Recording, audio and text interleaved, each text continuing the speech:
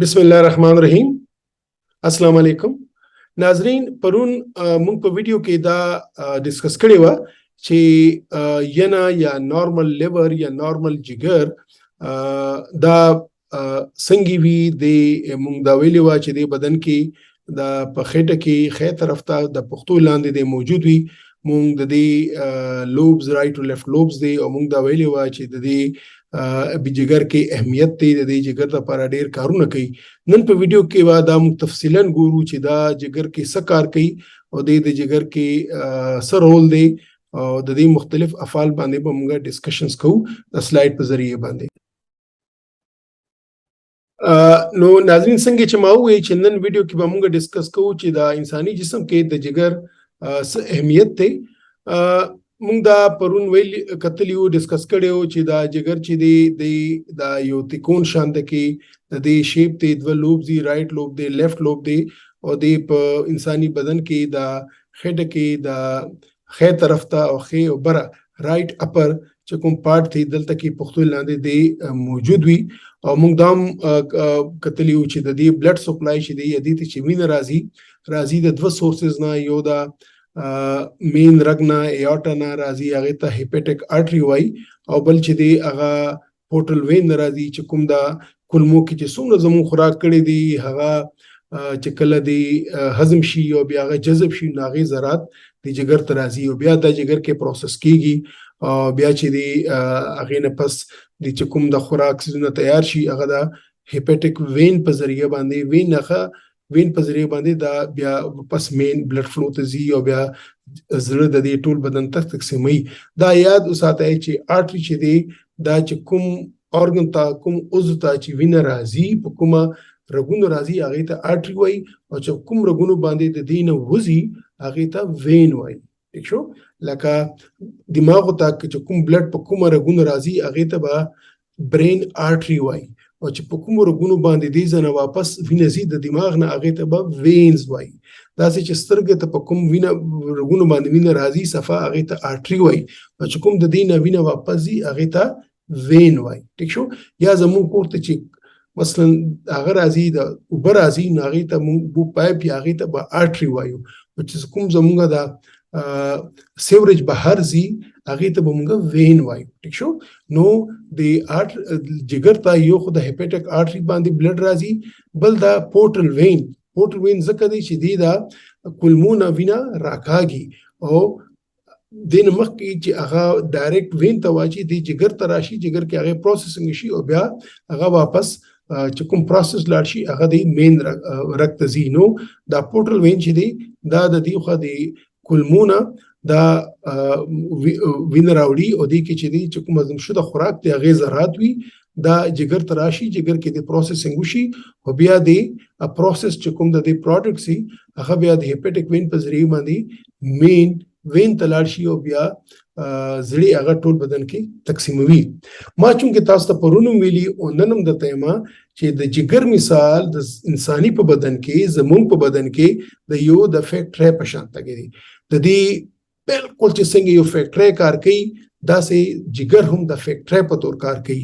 تاسو وایي څنګه فیکټری څه کوي؟ فیکټری ته خام مال راځي هغه کې هغه پروسس کیږي، هغه نه یو شیپ جوړیږي او بیا هغه تقسیمیږي. مثلا د خوراک فیکټری وګوره، خوراک ته مختلف د خام مال راځي، مثلا هغه ته به غوړي راځي، هغه ته به اوړه راځي، هغه ته به پروتین غوښه راځي، سبل سبا راځي، بیا هغه کې هغه پروسس شي، بسکوټ ترنه جوړ شي، هغه نه چې دی نور مطلب سيزونه جوړيږي او مختلف پارټ جوړيږي او بیا هغه تقسیمیږي د مارکیټ ته سپلای کیږي. دا سي هر یو څه چې تاسو وګورئ، مثلا سریه وګوره ول هغه مال سریه راځي هغه کې پروسس کیږي او شی جوړيږي بیا هغه مارکیټ ته سپلای کیږي. بالکل دا سي زموږ جگر ته چې دی خام مال راځي، خام مال را دې کې پروسس کیږي او بیا چې کله پروسس شي سبق سٹور شي څه چې دی ډایرکټ هغه چې کله ضرورت وي نو بیا مین بلډ ته ځي او مختلف عضوي ارګنز ته ځي. دا خام مال دی. ما چې کوم تاسو ته ویلو چې دی کې دا هیپاټیک پورټل وین چې کوم دی دا پورټل وین دا خام مال راوړي د کولمونه، دا د کولمونه راځي. کولمو کې چې څومره خوراک هضم شوی خوراک جذب شوی دی هغه د خام مال په صورت باندې د دې جګر ته راځي. مونږ مین خوراک کې څه خورو؟ مونږ خوراک کې درې مین څیزونه خورو. یا خو مونږ پروټین خورو، یا زمونږ کاربوهایډریټ خورو یا غله خورو، یا زمونږ چې دی فیټ یا چربي خورو. دې سره سره داسې خوراک هم راشي چې هغه زمونږ بدن دپاره ښه نه. نو دا ګورئ دا چې دا دې سړي کوم څومره فیټ خوړلی دي دا د فیټ خام مال دی، دا چې دی دا د پروټین خام مال دی، پروټین وړې وړې ذرات دي، او دا د شوګر یا د کاربوهایډریټ وړې وړې ذرات دي، او دا ورسره چې ته داسې خوراک راغلی یا شی راغلی چې هغه بدن ته ټیک نه دی نو دې ته ټاکسین وایي.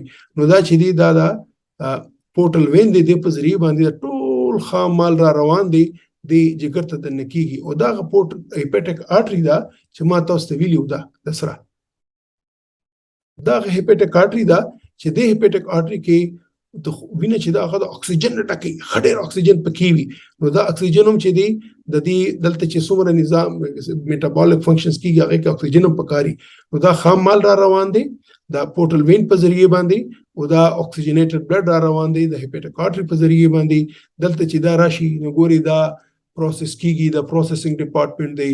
دینه پس چې دا پروسس شي نو دا سٹور کیږي، فیټ ځان ته سٹور کیږي، شوګر ځان ته سٹور کیږي، نور خوراک ځان ته سٹور کیږي، پروټین ځان ته سٹور کیږي. دې کې چې څومره هم د کوم د دې لګا اخراج وی تاسو په کتلې کارخانونه چې هغه کوم او د فیکټری کې کوم سیز ویسٹ شي نو ویسٹ وزینو دا د ویسٹ خپل د دې یو نظام دی چې هغه ویسٹ د جګر نه بهر وځي. او دلته چې دی تاسو چې وګورئ چې کوم ضرورت وي کوم تیار خوراکي یا تیار سټف هغه چې کله کله پکار وي نو هغه د مختلف ذرات په صورت باندې مین وینې ته راځي. او مین وینه څه ده؟ دا هیپاټیک وین دی. ٹھیک شو؟ د هیپاټیک وین په ذریعه باندې به دا ټول باډي ته سپلای کیږي. ٹھیک شو؟ نو بالکل د دې رول د فیکټری په مثال دی چې خام مال راځي دا چې کوم څه خوراک کړی دی مو خوړو هغه خوراکونه له باندې معدې ته لاړو، معدې کې هغه ورکوټیکسو کې تقسیم شو، کولمو کې چې دی هغه هضم شو، بیا هضم په کوم جذب شو، هغه چې څومره هم د ذرات دي دا د هیپاټیک د پورټل وین په ذریعه باندې د جګر تراشي دی. خو چې دی د هیپاټیک آرټري په ذریعه باندې وینه چې کومه کې خډیر اکسیجن دی هغه هم راشي جګر کې دا پروسس شي، جګر کې دا سٹور شي، د جګر کې دا سٹور هاوس دی، ویر هاوس دی چې دی فورن ولګل شي چې دی چې کله کله ضرورت وي بدن مختلف حصو ته، مازغو ته، سترګو ته، ګردې ته، د پټو ته، اډوکو ته چې کوم ځای کې پکار وي، چا د پروټین ضرورت دی، چا د کاربوهایډریټ ضرورت دی، چا د فیټ ضرورت دی، چا د وټامین ضرورت دی. نو دی په هغه ټیم باندې هغه وینې ته ورکوي او وینه چې هغه ټول هغه ځای ته به دا لګي. دا یو نظام دی. د غیر لپاره زه عموما د خپل دا جګر مریضان ته وایم چې ډاکټر په تاسو سره خوراک نه بند کړي نو خودی د لپاره پرهیز مکوي، ځکه چې جګر چې کوم تاسو بدن فیکټری ده هغه الریډي یا خو بند شوی ده یا کمزوري ده، پورا کار نشي کولی. نو که پورا کار نشي کولی او ته بهر نم پرهیز شروع کې نو سبا کې ستا چې څومره مختلف آزادي چا مازغه دي، ګردې دي، اډوکې دي، اب ټول رو کمزوري کیږي. ولې چې هغه ته د هغوی ریکوایرډ خوراک نه ملاويږي. ولې نه ملاويږي؟ چې ستاسو جګر کمزوري دي. نو ستاسو جګر که کمزوري وي خدای مکا نو که ډاکټر تاسو باندې څه شي نه منې کړي نو خدای د پاره دا تاسو چې غوښه بندي کوي، تاسو ایشولي سيزونه شروع کوي، تاسو نور څه نه خورئ، دا ټول تاسو ته نور زیات نقصان درکوي. ٹھیک شو؟ نو جګر چې دی د فیکټری په مثال دی او دی فیکټری که تاسو کمزوري وي نو تاسو به بهر نه مال تیار ریډی میډ خوراک پکاريږي. نو کوم د جګر مختلف افعال لکه د دې سمری وکړو نو یو خدای دې چې د مات چونګ تاسو ته وایي چې کوم ځای کې د بدن وټامینز یا منرالز یا د شوګر ضرورت وي نو دا جګر هغه ته دا رسي. د دې نه علاوه چې کوم ځای کې پروټین پکار وي نو جګر هغه ته پروټین هم رسي. د دې نه علاوه د وټامینز جوړي، وټامین A D ان کې دام په جګر کې جوړيږي او چې کوم ځای پکاري دا رسي. د دې علاوه چې د مختلف بلډ کلاټینګ سبجیکټ جوړي وینا د بیون نه بچ کی چې ویني خپل جماویږي او نه داسې بويږي چې یو بیلنس کی نو دا هم چې دی جوړي. د نه علاوه چې دی چې چرته خدای مکه انفیکشن بیکټیریا راځي دا تاسو خولي دا ټاکسینز نو دا هم چې دی هغه وینه نه لري او تاسو د انفیکشن نه بچ کی. د نه علاوه که چرته څه داسې خوراک غټ خوراک وي او هغه ضرورت نه سوای نو دی هغه ځان سره جمع کوي. د نه علاوه چې که چرته داسې څه دوايانې وغیره مونږ خوړلې نو هغې دوایي پروډکټس که هغه نقصان دې کوي هغه هم د وینې نه صفا کوي. ناظرین مونږ په نن ویډیو کې ووایي چې د جګر ډېر زیات افعال دي او جګر په انساني بدن کې ډېر زیات اهمیت دی ځکه چې دا د فیکټرۍ په تور دی. دا فیکټرۍ یو خو خوراک سپلای کوي، بل دا سټوریج کوي، بل دا وینه هم صفا کوي، کلینزینګ کوي. او چې کوم خوراک کې داسې شی تللی وي چې هغه موږ ته نقصان راکولی شي نو دې نه مخکې چې هغه بدن په وینه کې خور شي دی هغه د وینې نه صفا کی او بیا هغه خارج کی. نو دې لپاره دا ډېر ضروری ده چې موږ د خپل جګر خیال وساتو چې کومه بیماری موږ جګر ته نقصان راکولی شي هغه نه ځان وساتو. ځکه که زموږ د جګر ته مسله جوړه شوه، جګر بیماری جوړه شوه، مطلب دا دی زموږ فیکټرۍ چې کومه ده چې په کومه زموږ ژوند زموږ د صحت دارومدار دی هغه به یا ودرېږي یا به خراب شي او بیا زموږ صحت ته به ډېرې زیاتې پریشانۍ او ډېرې زیاتې بیمارۍ لاحق شي. نو انشاءالله په راتلونکي ویډیو کې به موږ ګورو چې د کومې عام بیمارۍ دي چې هغه جګر ته لګېدی شي. تر هغې پورې به زه ستاسو نه اجازت غواړم د دې خوا سره چې تاسو د زما ویډیو ستاسو خپله هم وګورئ، خپل یاران دوستانو سره هم شیر کړئ، خپل خپلوانو سره هم شیر کړئ.